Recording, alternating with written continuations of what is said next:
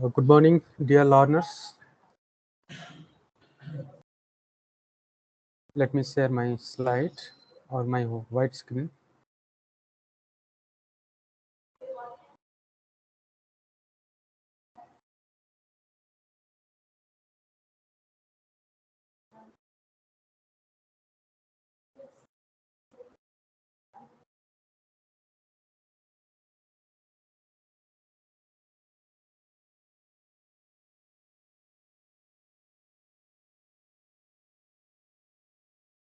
I believe you are able to see my white screen.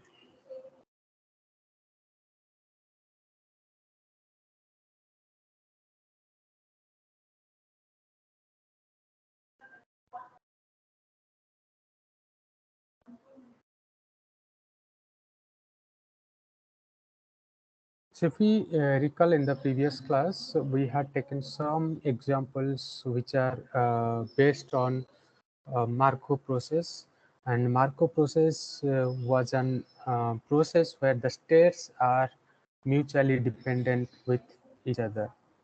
Okay, so in this way we have calculated the mutual information, we have calculated the efficiency of the source, whether the system is an independent system or whether the system or the source is a dependent source. Okay, and today we are going to start a new topic that is based on the coding. And general thing is that we discussed in the previous class that what is the need of coding, and there are many coding techniques available, and which is the best coding techniques.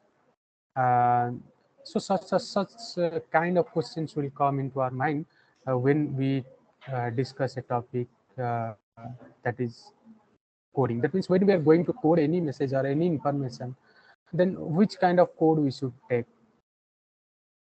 So there are different kind of coding techniques are available, and to understand the coding technique we can start with a basic example.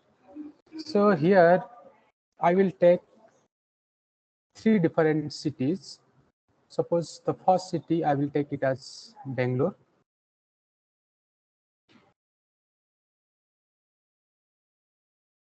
and the second city is Yelahanka,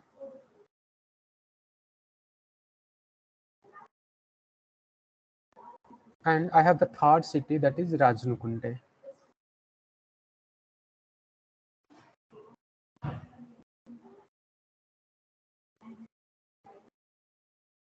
All right, what I'm trying to say, suppose at Bengaluru there is a main station at Bengaluru, and the substation at Yelahanka and substation at Rajnukunte, they want to convey some information to the main station at Bengaluru. So what information we are trying to convey is that the weather information, for example, I am taking. So suppose the weather information at Yelahanka is sunny. Suppose it is rainy. Suppose it is cloudy, or suppose it is foggy. So these are four different weathers which are observed in Yelahanka.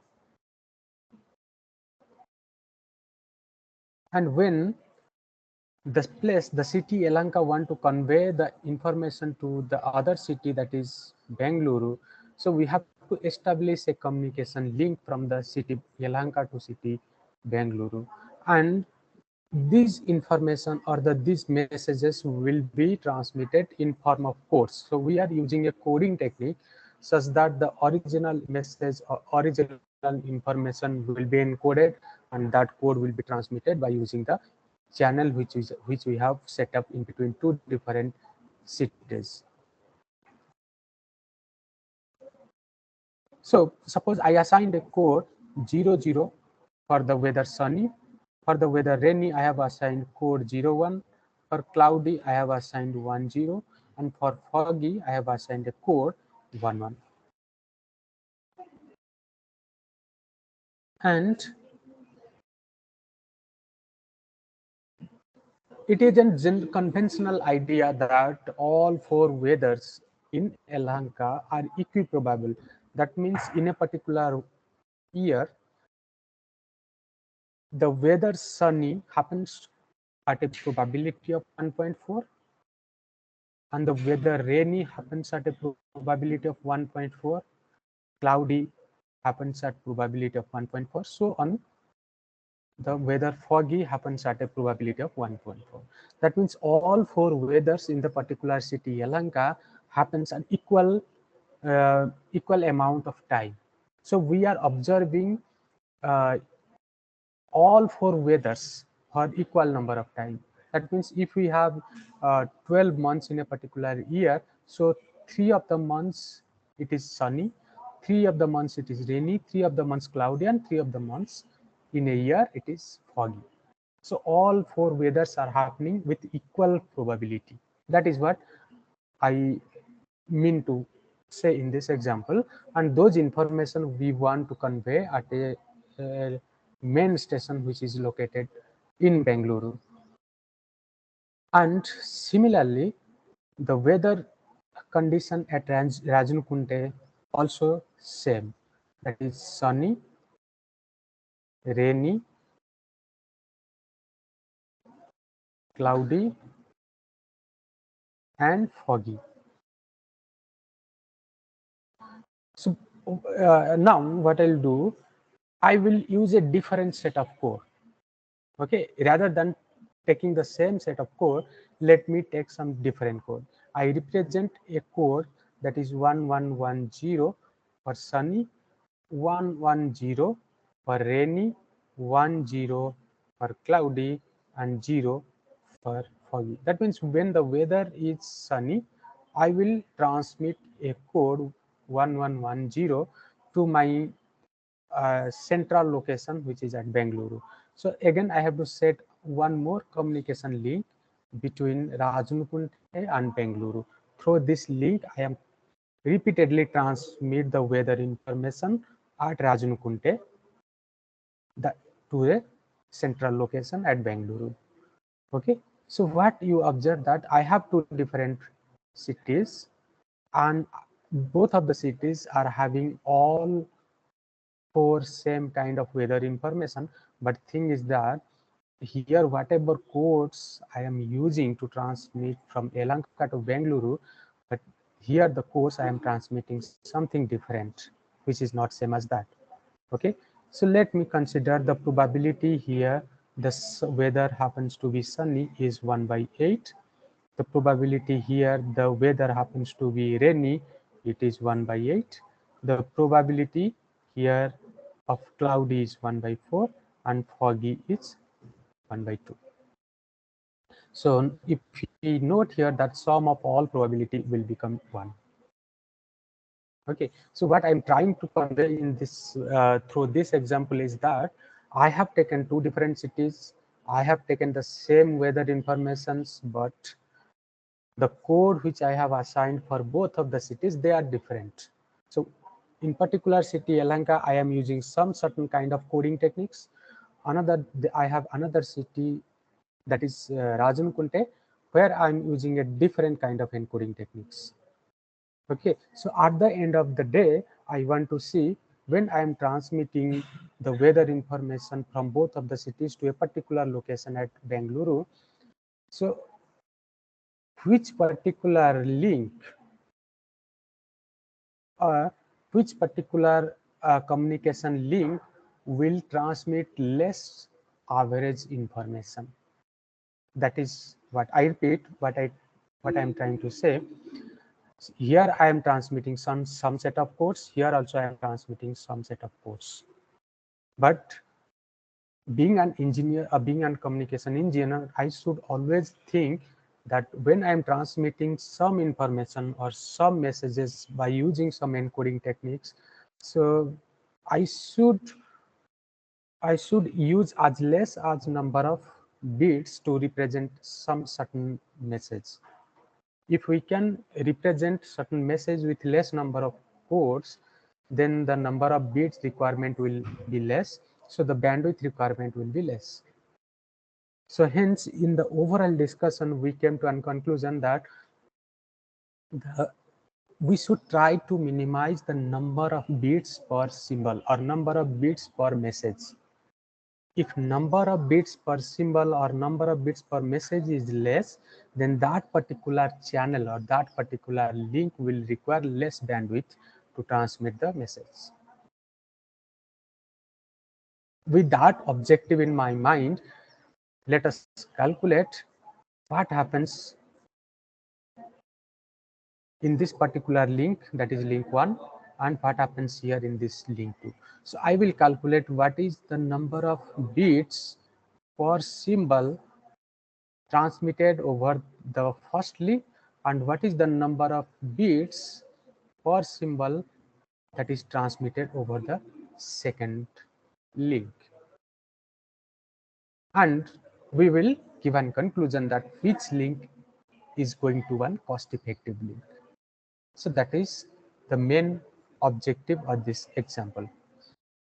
So let us calculate what is the average information we are transmitting through link 1, which is established in between Elanka and Bengaluru. Okay, so here I am using 2 bits. So 2 bits means 2 bits happening at a probability of 1.4. So 2 into 1.4. Then plus here it will be 2 into the second one also 2 into 1.4 for rainy or cloudy. It is also again 2 into 1.4 plus for foggy. I am using 2 bit at a probability of 1.4. So it will be 2 into 1.4. So it will be 1 by 2. This will be 1 by 2, 1 by 2, 1 by 2. So we will have all total 2 bits for symbol. That means it says that to transmit one symbol or to transmit one message, we require 2 bits. So that is also clearly observable in this particular example. If I want to transmit a particular message sunny, I need 2 bits. Any particular, whether rainy, cloudy or foggy, I always need 2 different bits. So that is what we have verified from the example. Now coming to the other part of the link, which is established between Rajunkunte to Bengaluru through link 2, let us see that what is the number of bits we are transmitting, or how many number of bits we require to represent certain message, whether message is sunny, rainy, cloudy or foggy. Okay, we can do it. So in order to represent the message sunny, how many bits I am requiring? 4 at a probability 1 by 8. So I will write 4 into 1 by 8 plus next one is rainy is represented by 3 bits. So 3 into 1.8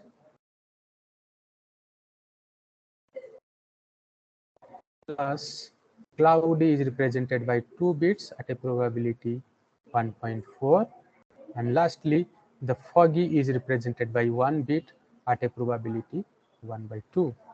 So what we are getting, this will become 4 into 1 by 8, it will be 1 by 2 plus 3 into 1 by 8 is 3 by 8 plus 2 into 1 by 4 is 1.2 plus 1 into 1 by 2 is 1 by 2. So this is 1 by 2, this is 1 by 2, this is 1 by 2. So it will be 3 by 2. So we will have 3 by 8 plus 3 by 2. Okay. So what is the answer? If you take the LCM, it will be 8. So it will be 3 plus 12. So this will be 12. 12 plus 3, it will be 15.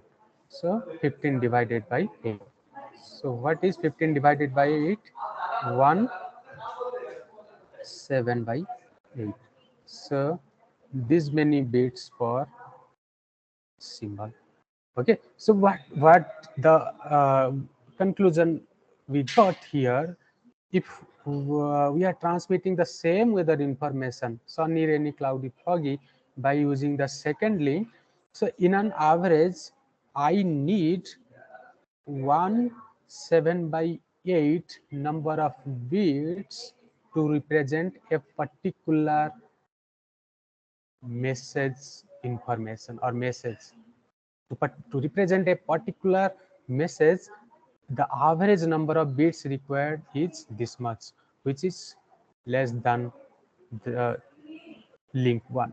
That means link 2 requires less number of bits or symbol in order to transmit a particular message. Okay, so that means the conclusion is the link 2 is a cost-effective link over link 1.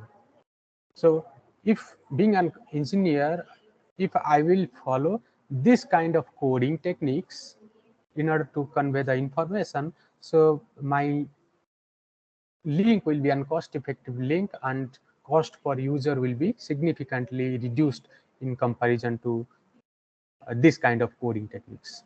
So that is the motto of coding techniques. There are many coding techniques which are available in literature, and which coding techniques is an efficient way, which will be cost effective. So that coding techniques we should follow.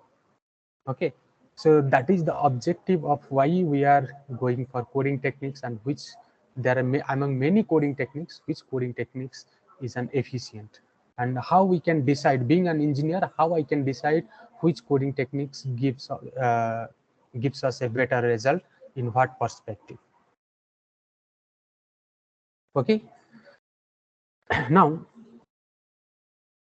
we will discuss among many coding techniques,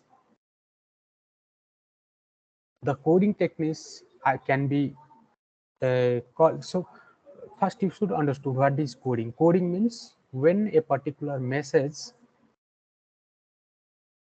is converted into a sequence of binary bits or combination of binary bits. So that technique is called the encoding techniques. Among the encoding techniques, some encoding techniques are called as block coding, some are called as non-block coding, but we are concerned about block coding.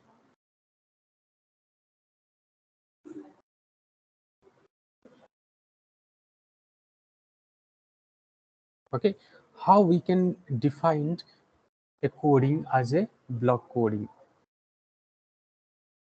So suppose I have a source and my source is transmitting some set of symbols. Okay, if I take some set of symbol, I have a source and it is transmitting some set of symbols S1, S2, S3, S4. These many symbols are transmitted by the source. So these are called as the source alphabets.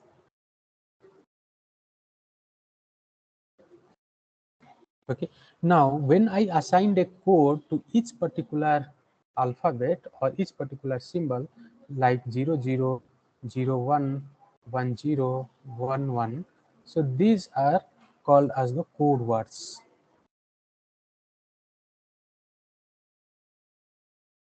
Okay, we call each of them as a new code word. So that is the block coding. So in block coding, each source alphabet is converted into a sequence of binary bits that is called a code word. Okay, so as we have seen, all the codings are divided into two types. One is block coding, another is non-block coding. So again, block codings are of two types. One is called singular, another is non-singular. Okay, block codings are of two types. One is called singular, another is called non-singular. But in this discussion, we are concerned about non-singular code.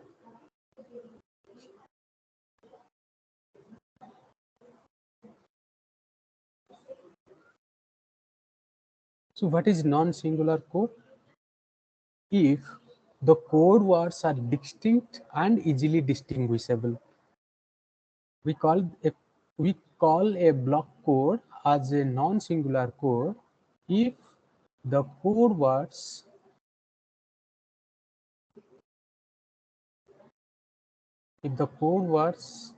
are distinct and easily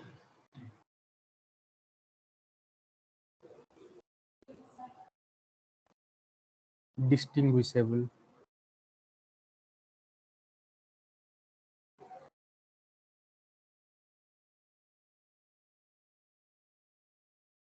Okay, it is distinct and easily distinguishable. So that kind of block code is called non-singular. Again, the non-singular codes are of two types. One is uniquely decodable code, another is non-uniquely decodable codes. There are again two types of non-singular codes are present. So some of the non-singular codes are called uniquely decodable, and some of the singular codes are non-uniquely decodable. So we need the uniquely decodable codes in our discussion.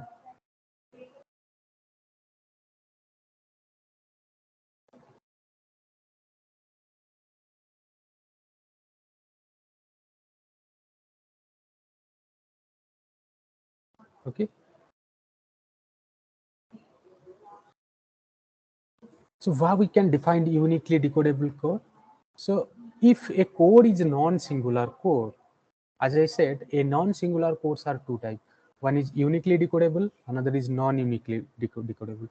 So we call a code as uniquely decodable code if that non-singular code, okay, if any non-singular code and its nth extension, okay, if nth extension is non-singular, okay, that means what? If a code is given and we are finding the nth extension means if I talk about second extension, but is suppose this is the block code. If you want to find what is the second extension of this code, what is second extension? Second extension will be S1, S2,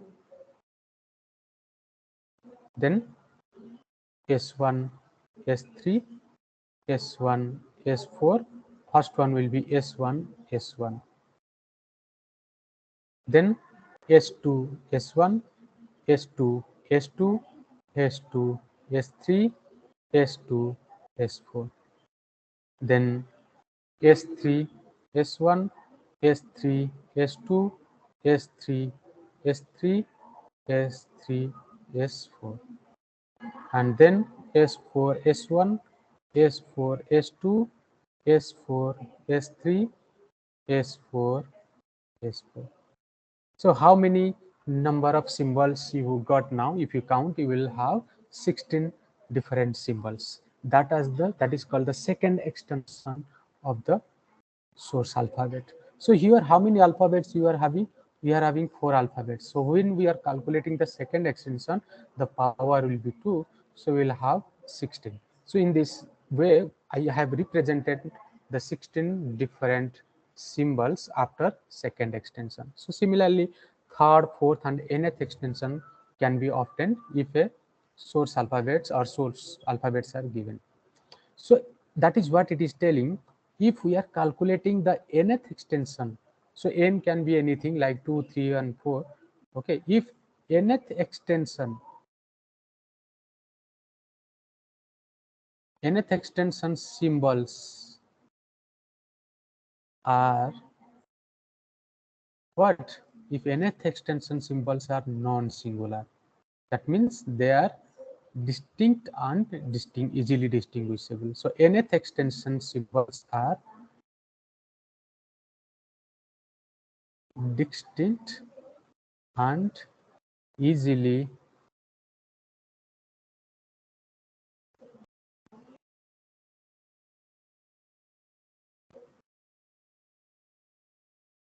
distinguishable. Okay, it is not about the first extension. If it is not about the source alphabet, if the second, third, and fourth of two nth extension symbols Even if they are distinct and distinguishable, we call that code as uniquely decodable code.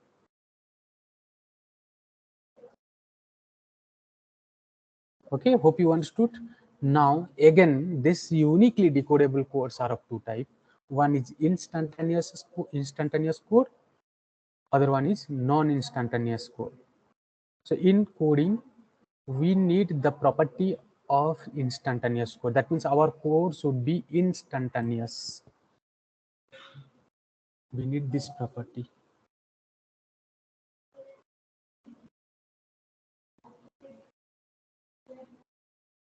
So our requirement is instantaneous code. So what do you mean by instantaneous code? If a particular code uh,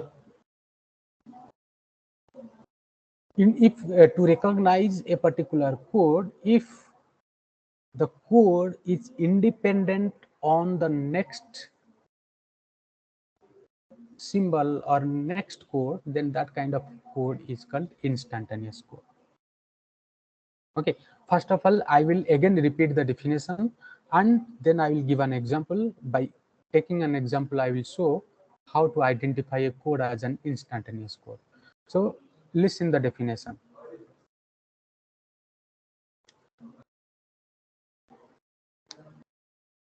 If the end of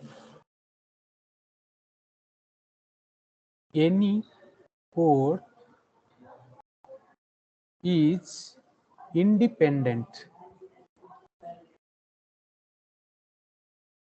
independent on successive code,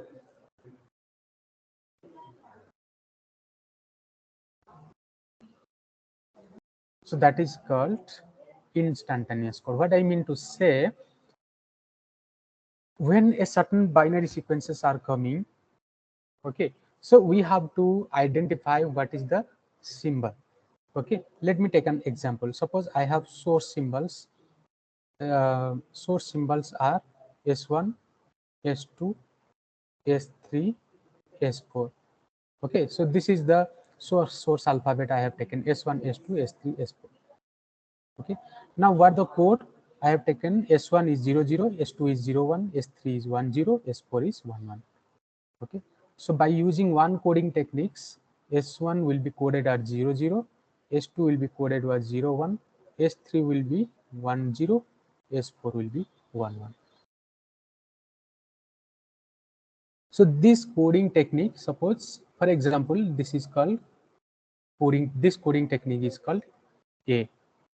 Now I will use another coding technique. So by that coding technique, I will represent the source alphabet S by a code 0.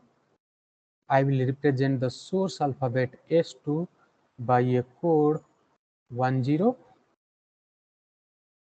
S3 I will represent 110. S4 I will represent 1110. So this is one kind of coding techniques.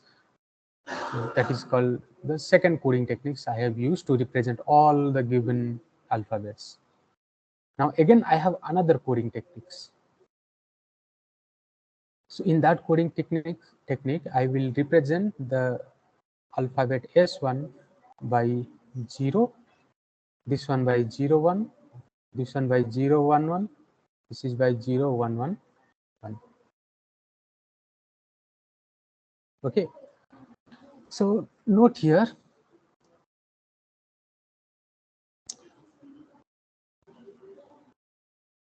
suppose a continuous sequence of bits are coming. Those bits are 0, 0, 1, 1, 0, 0. Like this, a continuous sequence, a binary sequence is coming to the receiver. So the receiver should identify which symbol out of the binary sequence. So if the same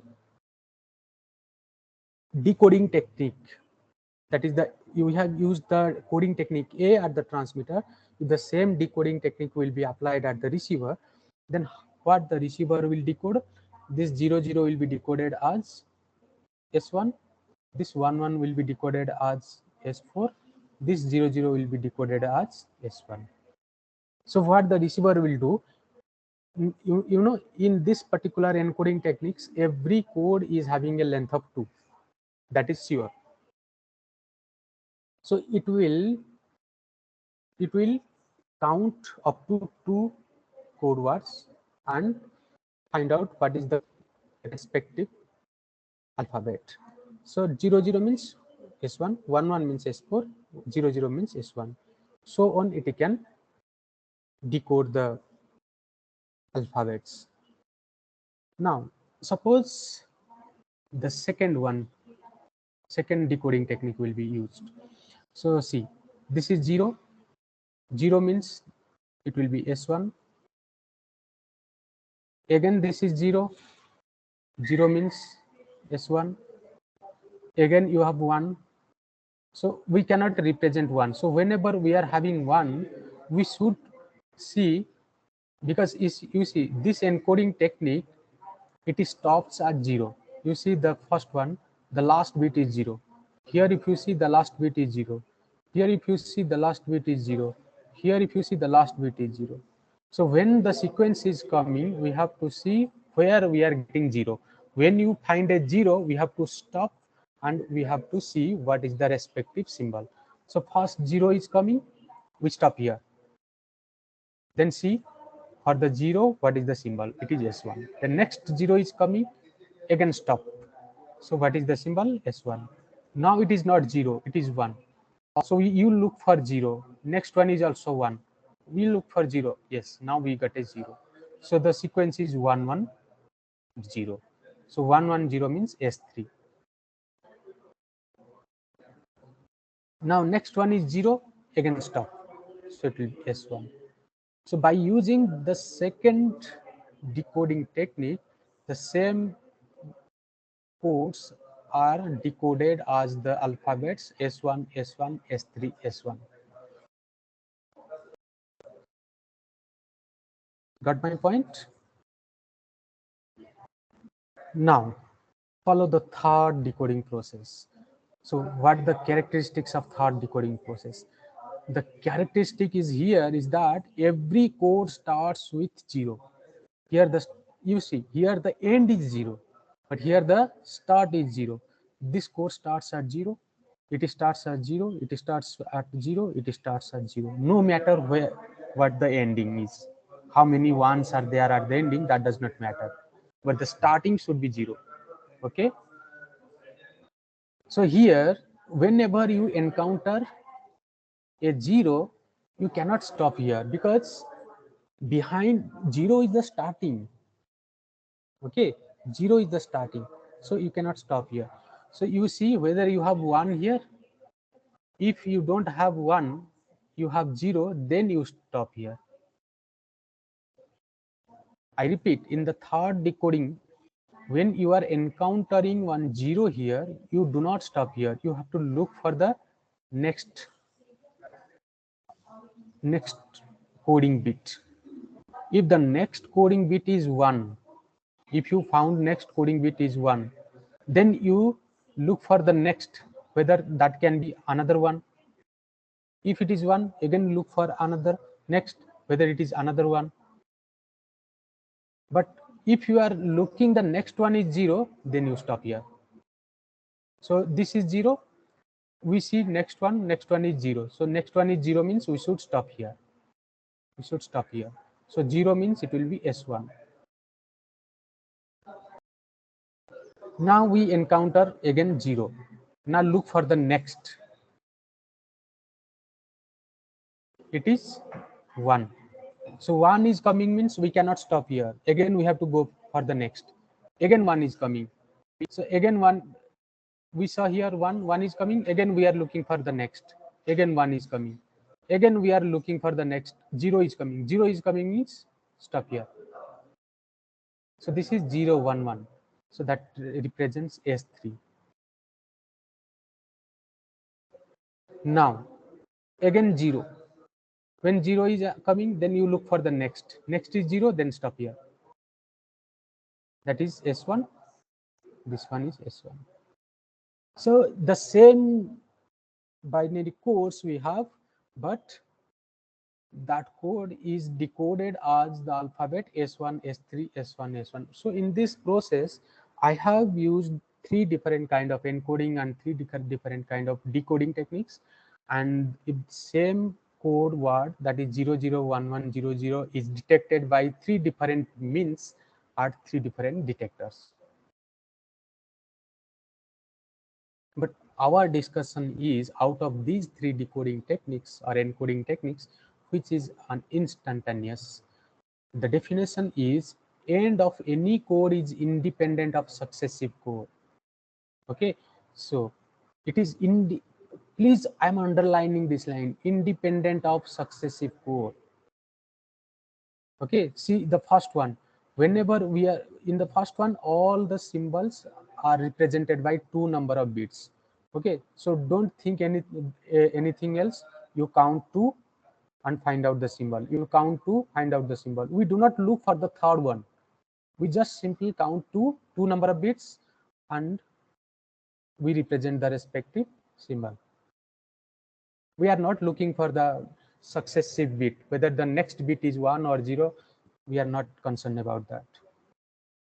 That is for this kind of encoding. For the second encoding, what we have done, we are looking for 0. For the second coding, 0 is coming, we stop here. We are not looking for the next one. Then 0 is coming, we stop here. But whenever 1 is coming, when we look for the next, again 0 is coming, we stop here. That means if we talk about this one, 1 is coming, we look for the next, again 1 coming, we look for the 0, and we stop here. So we stopped here. So that will be represented by S3. So in order to decide S3, we don't have to look for this one. Similarly, for S1, this one will be decoded as S1. So I'm talking about the code B. We encounter 0. So whenever we are getting 0, we simply write it as S1. So in order to decide whether it is S1 or whether it is S2, we are not looking for the successive bit. We are talking about this thing, successive. So we are not looking at the successive. What next is coming, we are not looking. Whenever we are encountering 0, we stop here and we decide what is the symbol. The next we encounter 0, we decide the symbol S1. Whenever 1 is coming, then we look for next. And whenever 0 is coming, we represent S3.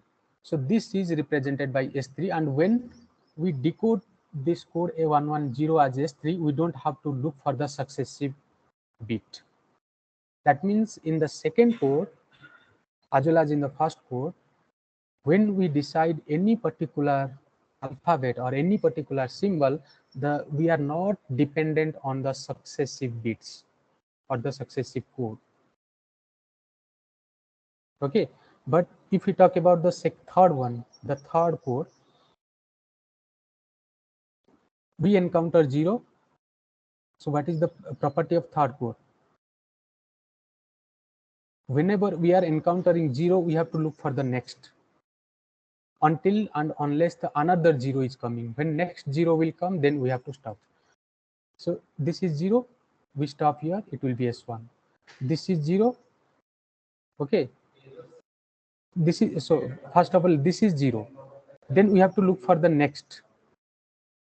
Since next one is 0, so we have to stop here. Okay, that means what happened here? In order to decide S1, we have to look for this 0. Without this 0, we cannot decide S1. Similarly, you see, again 0 is coming, we look for next. Okay, so next one is not 0, it is 1. So we can look for next. It is again 1 here. Then we look for next. So next is 0, so let us stop. So this 0, 0, 0, 1, 1 we are considering. So 0, 1, 1 is S3. So it is S3. So how we decided S3?